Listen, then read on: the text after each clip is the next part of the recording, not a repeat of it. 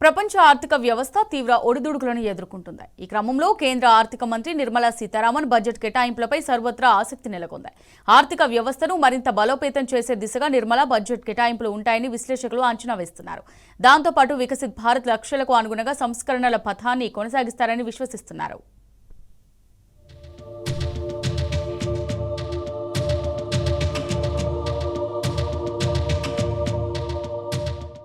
Budget పై వేతన జీవులు, senior సిటిజన్లు గంపెడాశలు పెట్టుకున్నారు. వ్యాపార, పారిశ్రామిక వర్గాలు పన్ను విధానాల్లో ఎదుర్కొంటున్న సమస్యలు తీరుతాయా అని చూస్తున్నారు. 2026-27 సంవత్సరానికి ఆర్థిక మంత్రి నిర్మలా సీతారామన్ ఇవాళ పార్లమెంటులో బడ్జెట్ ప్రవేశపెట్టనున్నారు. భారతదేశ చరిత్రలో ఆదివారం కేంద్ర బడ్జెట్ ప్రకటించడం ఇదే తొలిసారి. భౌగోళిక, రాజకీయ ఉద్రిక్తతలు, అమెరికా అధ్యక్షుడు డొనాల్డ్ ట్రంప్ అడ్డగోలు సుంకాలు, జాబ్ మార్కెట్లో సంక్షోభాలు, స్టాక్, కమోడిటీ మార్కెట్ల ఒడిదుడుకుల మధ్య ఆషామాషి బడ్జెట్తో ఒరిగే ప్రయోజనం ఉండబోదని ఆర్థిక విశ్లేషకులు చెబుతున్నారు.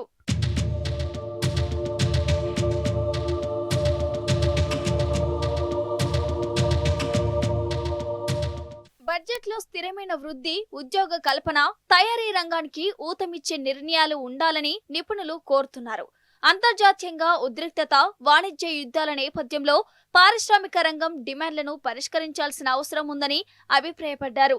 ఆర్థిక క్రమశిక్షణ పాటిస్తూ సంస్కరణలకు నడుం బిగించాలని సలహా ఇస్తున్నారు. దేశీయ మార్కెట్లో వినియోగదారుల కొనుగోలు శక్తి క్షీణిస్తోంది.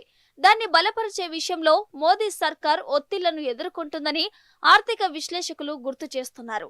బడ్జెట్ను ఉద్యోగాల కల్పన, పెట్టుబడుల పెంపునకు అవకాశంగా భావించి చర్యలు చేపట్టాలని కోరుతున్నారు.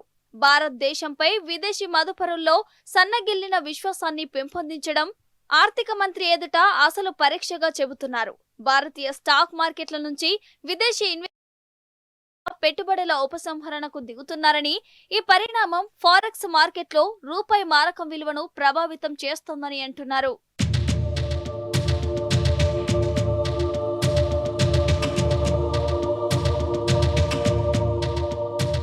ఆదాయ పన్నుకు సంబంధించి కొత్త, పాత విధానాలను కేంద్ర ప్రభుత్వం అవలంబిస్తోంది.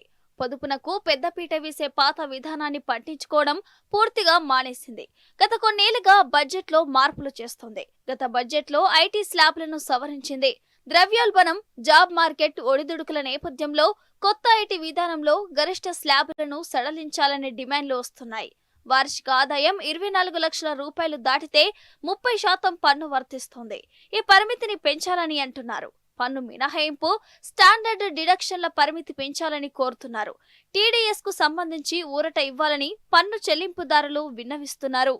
బడ్జెట్లో కృత్రిమ మేధస్సు, నూతన ఆవిష్కరణలు, డిజిటల్ ఇన్ఫ్రాస్ట్రక్చర్ కు ప్రోత్సాహకాలు ఇవ్వాలని టెక్ కంపెనీలు డిమాండ్ చేస్తున్నాయి. దేశంలో ఏఐకి భవిష్యత్తు ఉందని యువత అందిపుచ్చుకుంటే విస్తృత ప్రయోజనాలను చూడవచ్చని టెక్ మహీంద్రా మాజీ సీఈఓ సిపి గుర్నానీ స్పష్టం చేశారు. చిప్ తయారీదారులు, లాజిస్టిక్స్ ఇండస్ట్రీ వర్గాలు బడ్జెట్ తమకు వెన్నుదన్నుగా నిలవాలని ఆశిస్తున్నారు.